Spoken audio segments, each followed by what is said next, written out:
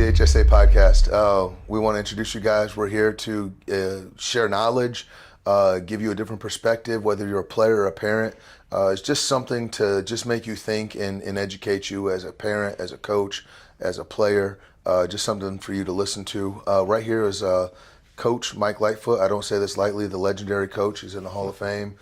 He's done a lot, and what we're going to talk about today is just different perspectives as far as approaching the game, the way you train, how you train, and just make you question yourself a little bit. With that being said, Coach, I would like you to introduce yourself real quick. Give yourself. Well, thank you, Paul. Yeah, this is a great opportunity to share and just kind of get some guidelines on what it takes to be a successful basketball player.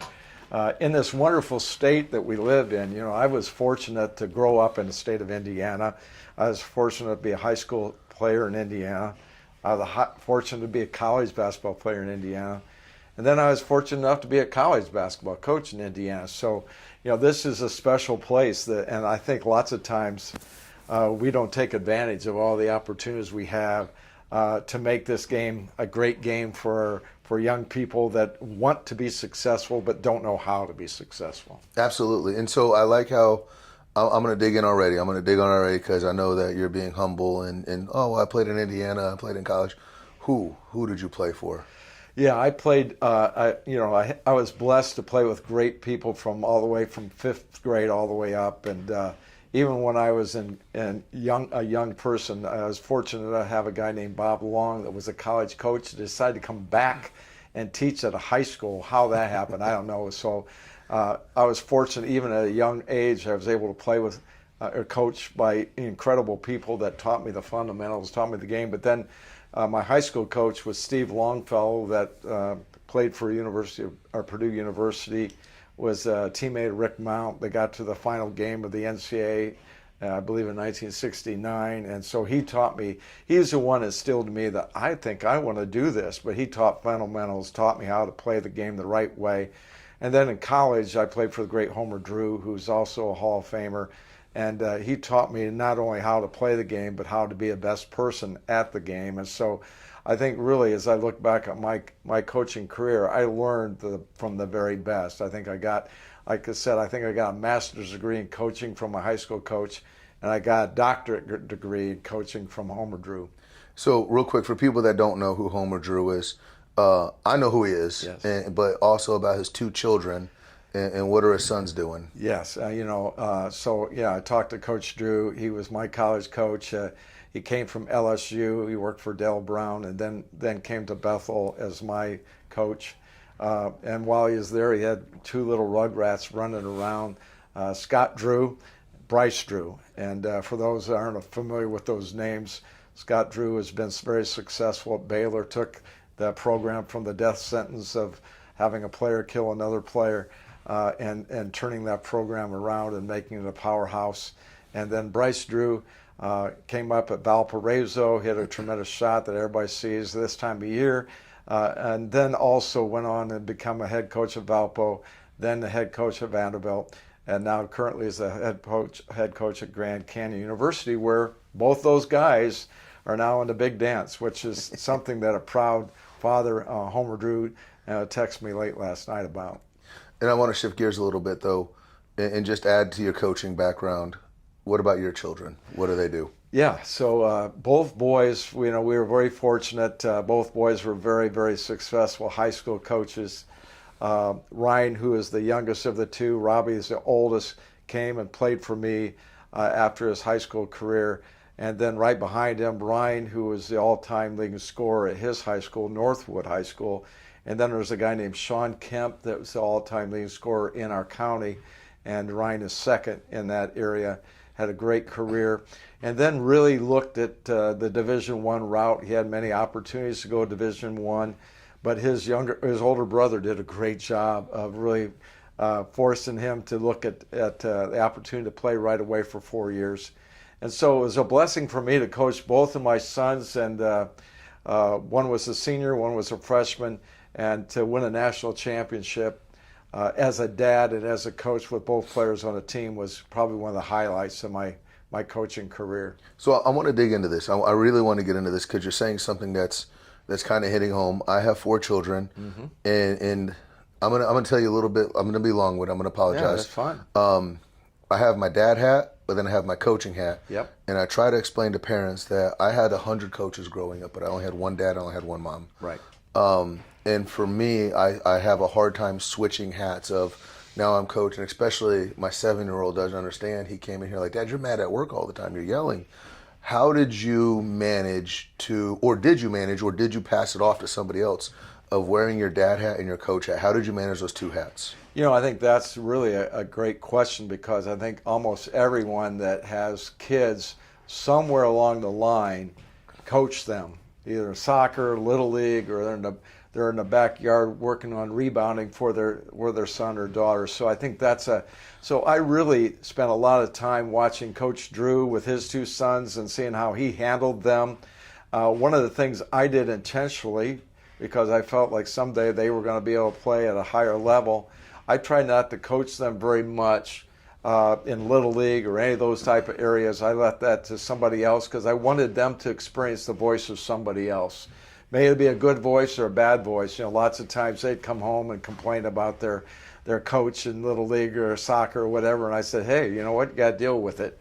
So I think that's part of the thing that I intentionally tried to do. But then as they got older, then it became one of a more serious situation where I did have to wear the 2 hats, a dad hat and a coach's hat. And many times then, as both boys played for me, they, even as 18 to 22-year-olds, had to question, are you talking to me as dad or as coach? How did you establish that relationship? Because those are hard ones. Like, did you sit down and draw it out and be like, this is where it is? Or I think we had to navigate that. I think I had a little more experience with my oldest one, because he was a great role player, so the pressure wasn't on him as much. So we were able to navigate that. And we sat down and we said, there's nothing going to jeopardize our relationship as father and son. And I think everybody that's listening or watching the podcast knows a father-son, or a daughter and a father. The relationship goes south because the parents become too pushy, or the kids don't simply understand the limits of what it is as a parent and then as a coach. So we sat down early and said, if this happens, if we're coaching father-son, we are not going to jeopardize at any time our relationship with one another. So those ground rules were set at the very beginning. I think that any parent that coaches their son, we have a tendency of parents to be tougher on our kids as we're at Little League practice, or if we're at basketball practice or soccer, whatever they're doing. As a parent, we have higher expectations for them than maybe any other kid, and that's not right. I think we have to be very careful about that, because I've seen kids push away from that and say, if that's what it's going to be like, I don't want to be a part of it anymore. And you see a lot of kids at young ages that are stepping aside and say, I don't want to play. Yeah, and a lot of it has to do with the parents being too pushy. When did you know, when you were looking at your boys and said they're ready to take that next step? Yeah. This is a question, and I'm asking for myself because I have a kid. Did they make the decision to greatness, or did you push greatness, or did you encourage it? Like, where did your greatness come from? That's a great question. I think that for both boys and for young people that I see that have been very successful, in moving up the ladder, which we all want to see that, hopefully. I think the thing that we really saw with our boys is they saw people model greatness. And I think lots of times kids today only see greatness, but they don't see how greatness became greatness. They don't see the workouts. They don't see the time, the training. They don't see all the effort that had to take place before greatness came. And I think that's a hidden secret, that if you can show your kids by them experiencing, watching very successful people become the very best they are because of the time commitment that they put in, rather than just see the ultimate player and think, wow, if that's what it is, I want to be like, but they have no understanding the sacrifices that those players have made to be great. No, it's so true. It's so true. And so pulling the gears back a little bit, just backtracking to putting your coach hat on, and you know the game the way you do. You see your son in 3rd, 5th, 6th grade. You know the fundamentals. You know the way it should be taught. What thought process were you putting into the fundamentals? And I think it's crazy because even 10 years ago, the kid I was coaching 10 years ago and the kid I'm coaching now are two completely different kids. It's just there's a lot of bad, poor fundamentals being taught to a very young age. But I don't know. I mean, for me growing up, it was the Jordan fadeaway. Everybody Jordan fadeaway, but they didn't see at the time that Jordan put into doing it. Right. And when I wasn't 6'7" with an 80-inch vertical. Right. So there's something to do for that. But now it's a lot of step back threes, a lot of floaters, a lot of up and under stuff, the jelly stuff that they're always talking about. What did you do to combat whatever the hot thing was and say, hey, this is a pivot foot, this is this? Where was that at? Yeah, I think that many times young people and their parents or coaches at that age forget about fundamentals. I don't care the fundamentals of the 60s, 70s, 80s. There are some of the same things that have to be taught and taught the right way. And Paul, we've talked about this, and I illustrate it by if you want your son or daughter to play the piano, you just don't say, hey, go out there and bang on the keys.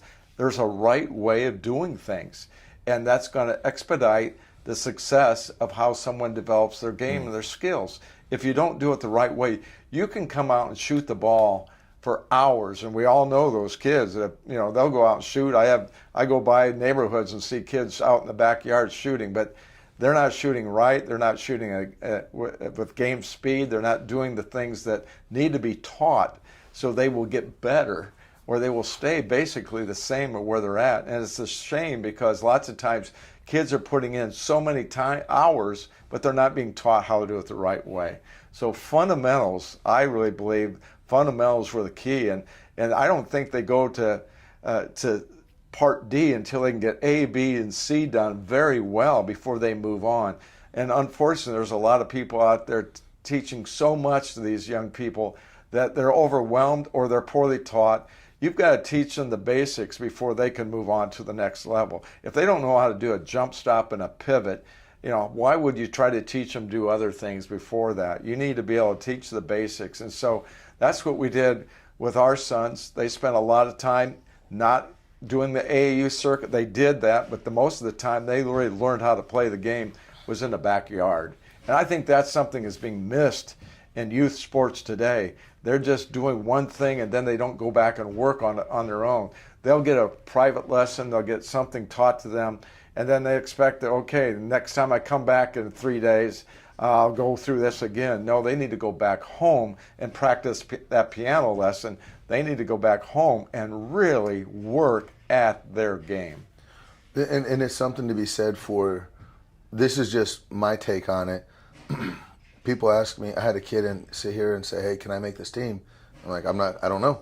And he goes, what do you mean you don't know? Can I make it? Yes or no? How comfortable are you with your training? And I'm like, I don't know the work you're going to put in. I don't know how comfortable you are.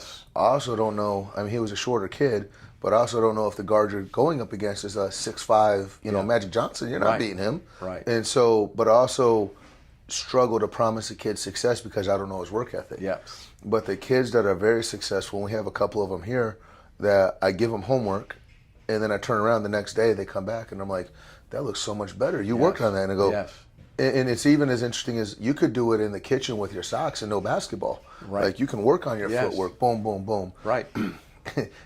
When you, shifting gears a little bit on this one, but how many times have you seen a coach, and when you were younger, you're going through the kitchen inside out, you spin around the dog, you cross your little baby, and then you slam your hand on the, I dunked on all you guys. Like, that's the stuff that we talk about where you're obsessed. I told my guys at camp, I coach at camps every year, I said, I would work on reverse pivots to set on the toilet.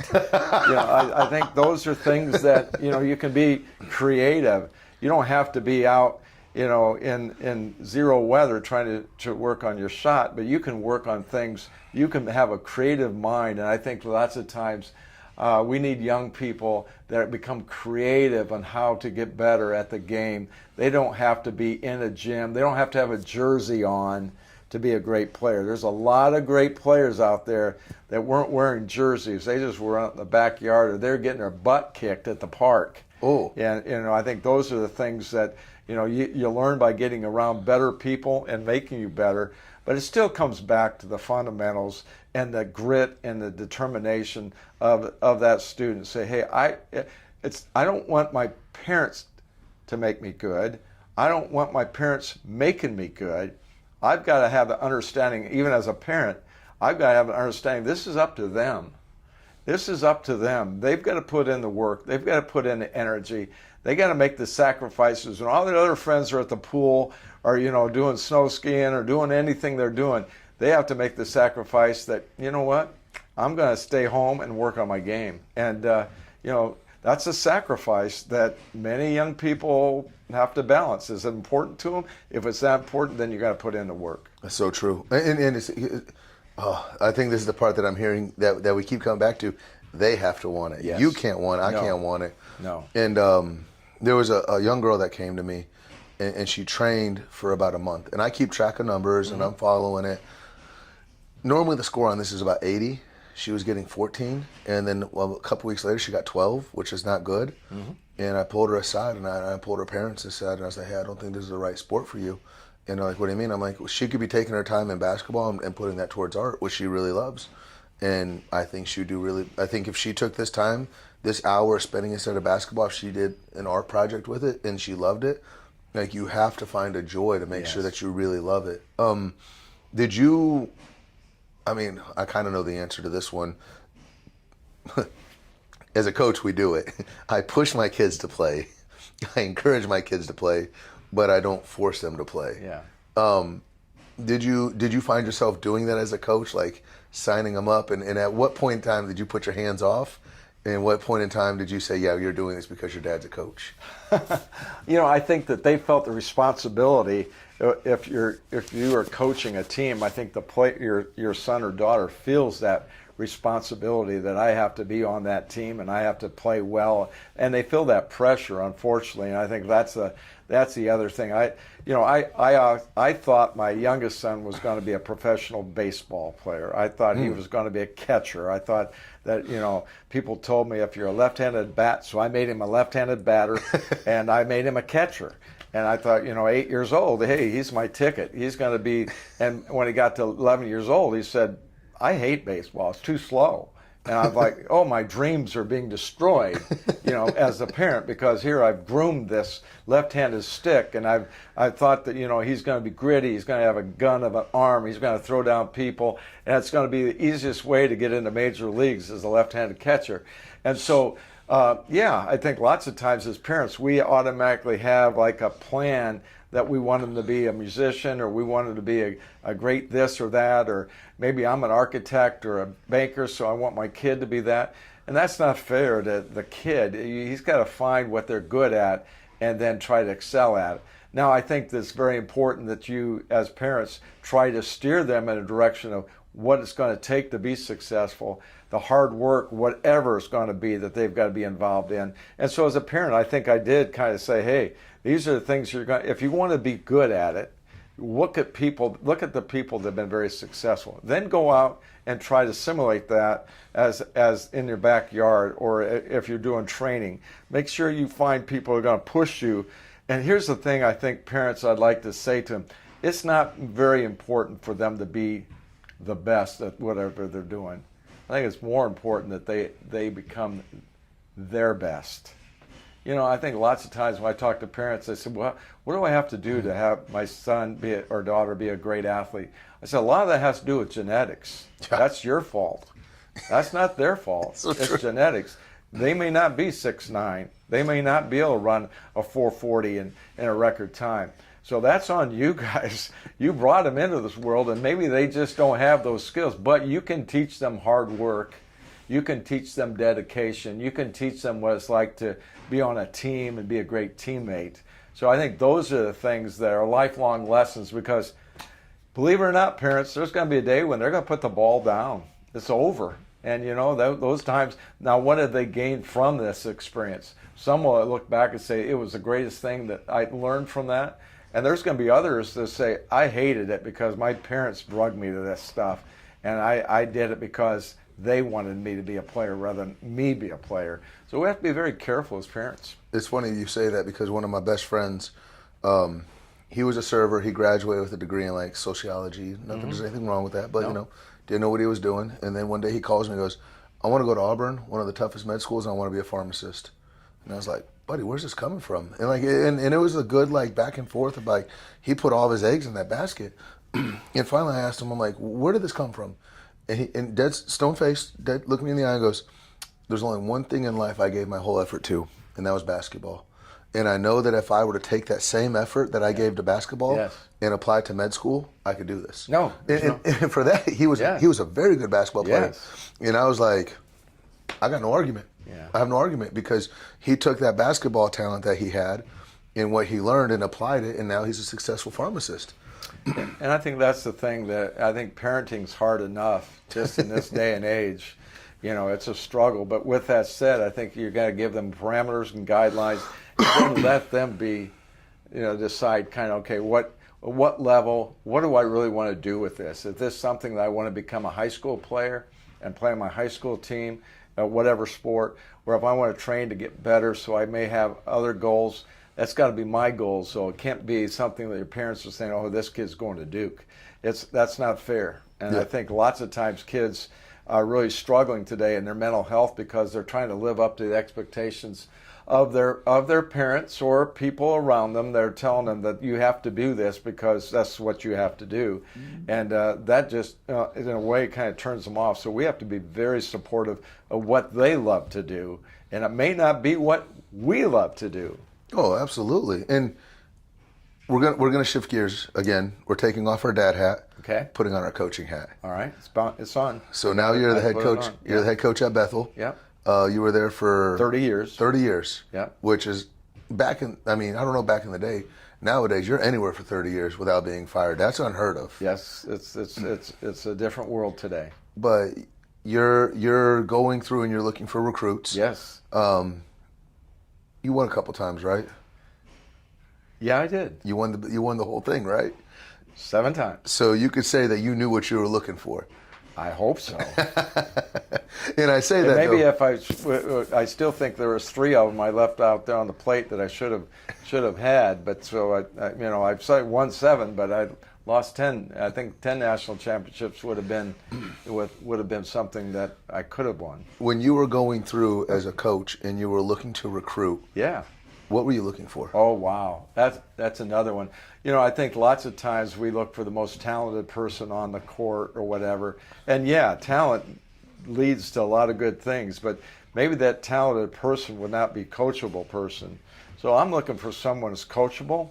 But one of the things I looked for, there's 2 things I looked for besides just knowing that they could be possibly a basketball player that could play in our program. I wanted to see how they related on the bench with their teammates. I wanted to see their body language, how that worked on the bench, on the floor, bad calls and good calls. But I also wanted to see how they related to their mom and dad after the game. Ooh. I really wanted to see how they connected with mom or dad, whoever that was, or both. And I just wanted to see how they related to them and the respect they gave their parents or disrespect they gave their parents. So, I looked for a person, of character. I think that character wins. I think that you have to have talent. You have to have very successful players. But, everybody's looking for character. And, the buzzword, everybody said, hey, my program's got to have this culture. Well, what's this culture? What does that mean? Well, in most cases, it means we got to have high character people in our program. So I looked for people that I knew that were going to be in the foxhole with their teammates and the foxhole with their coach. And win or lose, they're going to fight, they're going to scrap, they're going to make sure that they're going to be their best, not the best, and be the best teammate they could be, rather than just I'm the best. I think that basketball is a team sport, and you can't win with just one guy or one gal. You've got to be able to have a great team, and so you've got to find people that are going to blend into that, either on the bench or on the court. It's funny because I was blessed to win a state championship down the road at Morristown. And this is a personal story I share. After the game, I cried. Not because we won, but because we weren't going to go to practice on Monday. I genuinely love being around those guys. And we took a team picture. We put the trophy up, and then one of the assistants, as he walked off, goes, this is the last time we're going to be together as a team again. Yep. And it really hit us. Like all the coaches were crying because we genuinely love those guys. We love being around each other. Yes. And there was another coach that I worked for, and it was funny because we had a really talented guy. We start off 1-7. We pull the talented guy in the office and we go, hey, just so you know, we don't like you. And it was like, what? He goes, you're mean, you're a jerk, you're doing this, you're doing that. We allowed you on this team because we thought you were going to win us games. If you're going to be a jerk, you need to be 7-1. You could get away with that. Right. But if you're not making us, if you're 1-7 and you're a turd, we don't want you on the team. Right. And so it was one of those like, and the coach was like, we're 1-7. I don't want to put up with this headache. Yeah. We're just going to cut you now, so that way I could go 2-14. But at least I love being around the guys. Right. And with the coaching world, I don't think a lot of people quite understand of. You're going to see that coaching staff every single day, and if you don't have a good interaction with them, then it's going to be tough. And unfortunately, we have a culture today that if things don't look right or feel right, then I just leave. I'm going to find another place where I feel comfortable. And unfortunately, we're not teaching people the right way to deal with things at the high school or even the college level, or even how many times do we see AAU kids go from one program to the other? My daughter's going to play on this soccer team. Well, now she's jumping to that one. And that's not on the kids as much as the parents are saying, well, I want more for my child. So basically what we're saying is I want my child to excel and be the best rather than be a great teammate and learn from this experience. And so I think that's part of the thing when you're looking at recruiting. I think, can I have this player, can I lose with this kid on my team? Or is he just a front runner that has to have success? And am I just going to be able to navigate with this person that only wants things to happen for them? Or if I have a kid that's got high character, I can live with that no matter what the outcome. Because sometimes, as I tell coaches, the scoreboard's a liar. Everybody wants to be a winner. Well, last time I checked, as we get in here to the national championship, there's only going to be one team that wins at all. And so the scoreboard is a liar. It's the relationships and the growth that you make as a person through athletics. There's an old Boston College clip that I saw about the team just lost in the national championship, and they asked the guy, hey, it's your senior year, last game, what are you going to miss the most? Mm-hmm. And he chokes up, he cries. Yes. And then he looks at the camera dead serious and goes, I'm going to miss the meals. Like, I'm going to miss that camaraderie.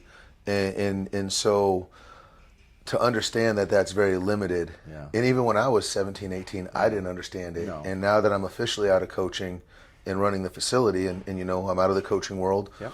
But, you do miss those camaraderies. And it's funny because if you look at my staff, a lot of them are made up of my closest friends and people that I genuinely love coming to work with. I probably could hire somebody more talented than what I have, but if I don't get along with them, I don't want them there.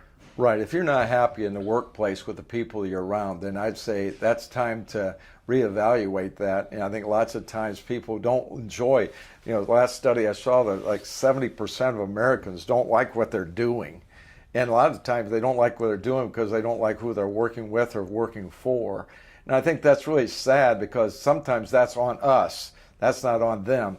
And so I think one of the things we have to look at is, am I going to be happy in an environment? I tell kids all the time when they look at colleges, are you going to be happy in that environment with the coach or without the coaches? That's the environment.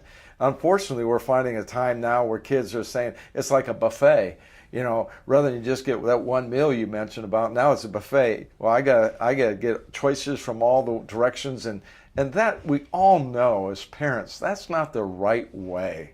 We know that that's not going to help our sons or daughter grow. They need to go to a place where they're going to work hard, develop as a person, hopefully develop their skill set. Like here, you're finding a way that you're going to grow, you're going to get better, and then the rest is on the kid to decide, okay, where am I going to take this? It's just like academics. If I'm going to spend time reading and studying and really putting time in on the studies, that's going to take me someplace. I'm going to be invested in that. The same thing happens with workouts and skill development. You've got to put in that time and love being pushed and love being challenged, because with that you become a better player, a better person, because that discipline's going to carry over to life.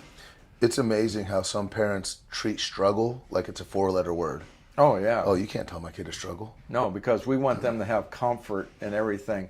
We don't want them to have to deal with the setbacks that many of us had to do. But if we all look at our personal lives, those setbacks made us better. And we're trying to take away that opportunity for our kids today. And that's a disservice. You know, we need to make sure that they're growing and they're dealing with setbacks and disappointments. And, you know, I coached at the college level for 30 years, and I saw, you know, examples of parents that didn't let their son or daughter deal with setbacks and disappointments, and they couldn't handle it very well. But the parents have said, you know what, life is tough, and you're going to have to deal with tough things. So if coach tells you to do something, you do it. And that's the type of things that I think that young people need to have. If they have those advantages, they're going to be successful, not in just sports. They're going to be successful in life. And last time I checked, I think the game of basketball is really a game of life. The games that we play, the experiences we have prepare us for the future. You know, Billy Graham said it best. He said a coach impacts more people in 1 year than most people do in a lifetime. So, Paul, when you're working out kids here, your impact is going to be something that will be not just for now, not for 3 months or 6 months or even 6 years. This discipline that they're learning here, the discipline that they're learning through athletics, is something that's going to make them better as an adult, as a parent, as a grandparent, and as an employee. It's funny because my warm-ups are tough. I do two ball to warm up, and a lot of people aren't used to it. And I warn kids, hey, you're going to be emotional to start off with. You're going to get frustrated, but if you fight through, but then eventually 3 months later, there was a young lady I was working out with this morning, and I had a new kid that I was working out with her. The kid was frustrated, and I looked at the girl, I'm like, hey, you remember last year when you were mad about this drill? She goes, yeah. And I'm like, look how much you like, and I like to celebrate those little moments, and they look at me like I'm weird, like, hold on, you want to celebrate me crying? No, I want to celebrate you from a year ago till now, like you're significantly better. And I think sometimes as parents, you know, I get kids that get dropped off, and that's fine, and then they get picked up, and parents are expecting results, and I get it, but it's like you don't understand the little celebration that we had of your daughter fought through something, your son fought through something, and that's something I'm proud about because these workouts aren't easy. Right. They're supposed to be hard. Yeah. And so, it's just interesting. It's interesting. Well, I think lots of times as parents, as coaches, as me personally, I always had the problem as a coach. I was always looking at the next, not the now. I was thinking about the next game, the next team, the next season, all that, and not really. And I think lots of times as parents, we do the same thing. We're looking to the next. Boy, we can't wait till they're in school. We can't wait till they're doing this. Oh, we can't wait till they're in high school. We can't, and we're constant. And we stop celebrating the life that we have each and every day with them. That's a special gift, and so we need to make sure we celebrate the little things. And we're a culture today that doesn't celebrate the now. We're constantly thinking about the next, and that's not fair to anybody. So I think if you can celebrate now the little things, the kids are going to be invested and say, wow, they're excited about celebrating that I can dribble with two basketballs.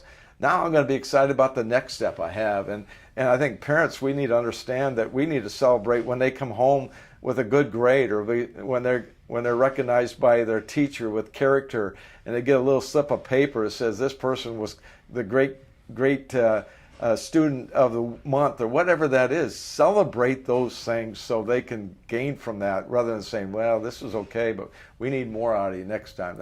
I think that's a failure part in parenting. Yeah. It's funny because my parents just wanted me to pass, and they're like, you got to see, did you pass the class? Yeah, like, yes, I exactly. did. And you did, so they were successful in parents. Yeah, at least in theory. No. My parents did great. Mike, I appreciate everything you've done. Thanks. I have one last question for you, and I appreciate you being open and honest with us. Yes. You wake up tomorrow morning. I hope I do. You will. Okay. I believe in you. I believe in you. All right. We set that bar low around here. All right, good. You are the commissioner of American basketball. Whatever rule you have goes from the NBA all the way. I've had one coach say that he would ban the post in development because he wanted you to play on the wing. Yeah. And a lot of times you get a 5'2" kid in first grade, and then he ends up being 5'4" his senior year. So, what rule would you pass and why? I've had somebody throw out the shot clock. mandatory shot clock at all levels? Wow, that is something to be. I think that I'm going to go a different direction on this because I think there's a lot of can you advance the ball like they do in NBA during a timeout? Can you move the ball? Yeah, no. I think we've got to make a change at the very beginning. I think we've got to understand that we need to have a more emphasized in USA basketball and youth sports. I think there's got to be a more emphasis on just playing the game rather than winning the game. I think lots of times I've seen it now where it's all about winning from T-ball all the way up to Division I or pro. It's all about winning, and that hurts because I think lots of now we shortcut the development of young people. We shortcut the game, the fundamentals. So I would just say de-emphasize winning, especially until they get to about junior high. Yeah. Let's not make it about winning. And now you're going to say, well, Coach, everybody gets a ribbon. Is that no? That's what I'm saying. I'm not saying that at all. I said, we don't just want to give out participation ribbons, but I think we have to de-emphasize. We need to work on the game. That's why in the United States, especially in the game of basketball, where we're losing ground by leaps and bounds, because in Europe, they are teaching the fundamentals. They are working on the fundamentals, and they're not putting a priority on winning in the youth sports.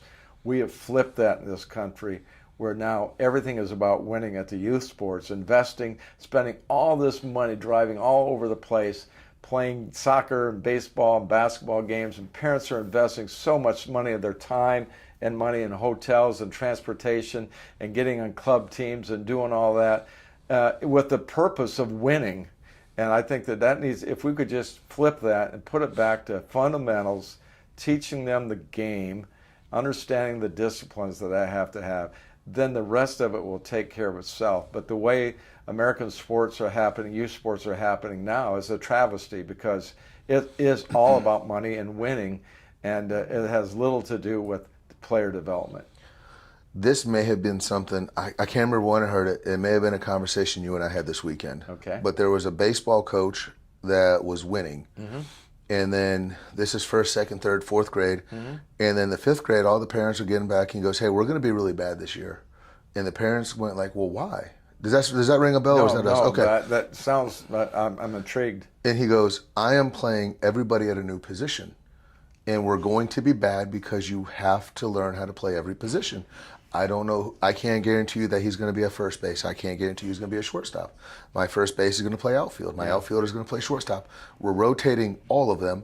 And because it's a new position, we're going to be bad. Yep. And we're not going to be as successful. And they went like 4 years undefeated. Yeah. And then they went a year where they only won 2 or 3 games. Yeah. And all the parents were getting sideways about like, well, why we're undefeated? And now he goes, well, because I need all of your kids to play all the positions because I'm doing them a disservice. Because, yeah, your kid is a pitcher in third grade. Well, guess what? I mean, you look at the NFL, Travis Kelce, do you know what he was in Cincinnati? No. He was a quarterback. How many times do we get positions? No, not Vuvacek. Yeah, but it happens all the time. There was a center that played with LeBron. I forgot his name. He's in the Hall of Fame. Yeah. He was a point guard. Yes. And when you try something new, you're going to be bad at it. Right. When we do anything new. Yeah. I mean, you stepped down from coaching. Yep. And I guarantee you, the new position you took, you were probably bad for the first 2 years. Oh, absolutely. And you got a lot of CEO talks of like, Mike, what are you doing today? Yeah, you sure you're good exactly. At this? Yeah. And you have to be comfortable being bad to grow. And Yes. and so going back to what you said about if you're doing what you're always good at, and I always tell parents this of, well, if I know this move is going to win me the game, I'm going to go to this move. If it's my right hand layup, well, then my left hand gets less developed. And one thing I like to do is when I'm playing, especially if it's someone that's really right-handed, I'll say, hey, your layup is worth 3 points now. Left-handed layup, 3 points. And then if they don't do it, guess what? I'm like, okay, now it's 5. And then eventually you're going to get to the point where the kids pull me aside and go, you're going to use that left hand because we're down 21-5. If you make 3 left-handed layups, we win this game. Yes. And so now they're encouraging me to take my left hand, but you can't do that Right. in the AAU system. No, it's all about winning. So that goes back to, I just encourage parents to first allow your kids to fail. It's okay. They'll survive. We don't have to We don't have to have them always win. So, and then it's okay to, get them in a disciplined area where they're going to learn the game the right way and be around people that are going to teach them the right way. There's a lot of people out there that are doing this for the wrong reasons. Oh. And you experience that. I experience that. I think everybody knows there's people out there that just see this as something that's going to benefit them, and they're not really in it for the best interests of the child. So I think you just got to find common sense people who say, hey, let's focus on development and less on just the W. Absolutely. And so that's you asked me what would I want to see. I think that's what I would like to see. I would like to see a change in that area. And I don't know if it can happen, but for those that do that, they're going to be the ones that come to the top. Absolutely. Hey, listeners, we appreciate you staying with us this far. Subscribe, check us out. That's what we're here to do. We're here to help the game. We're bringing guests around. I have a kid that set a state championship record. I have a kid that put up a triple-double. I also interview coaches. I also interview someone that's at the bench. Yeah. So this is all just to round you out and make you a better player, help you understand, make you a better person. Coach Mike, we really appreciate you. Thank you, Paul. Appreciate everything you're doing. Make sure you subscribe.